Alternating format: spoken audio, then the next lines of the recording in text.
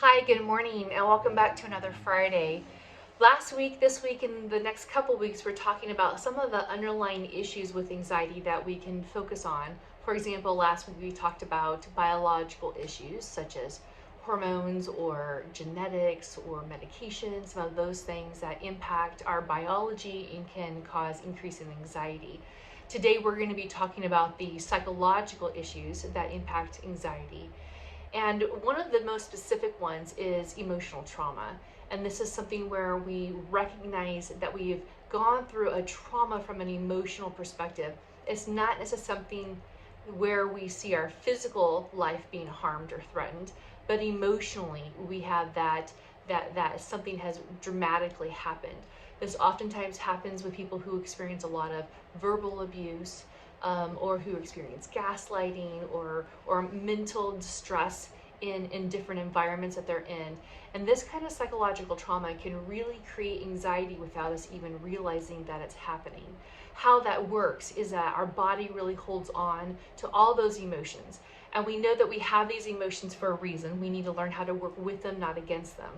And yet, when this happens, the emotions flood up, and I am acutely aware because I feel the sense of them being there, but I may not be able to connect why it's there. And so the anxiety kicks in, saying that there's a problem, there's something I need to work out, and then we just kind of start spinning in that.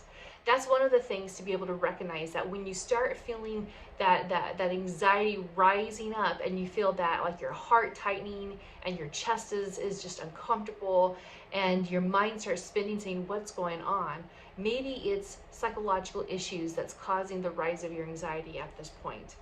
If that's the case, one of the things that you can do to help understand emotionally what's happening is to write out a few simple sentences. The first one is, I am angry because, and then fill in the blank with whatever it is that you're feeling angry at that time. The second one is, I am hurt because. The third is, I am sad because. The fourth is, I feel fear because. And when you take a look at those sentences and what you wrote out, you're going to be more aware of not just what you're feeling, but why you're feeling it. And at that point, you're going to be able to take a hold of the anxiety and to be able to calm your nervous system down, calm your brain down, and get to a place where you're able to truly focus on what the truth is and focus on deep breathing so everything can go back to the way it needs to be. Well, if you have any questions about this, especially in writing these sentences, because I know sometimes this can be a little tricky, please let me know. You can email me, or you can give me a call or text me, either way, and I'd be happy to come alongside you. Have a good weekend.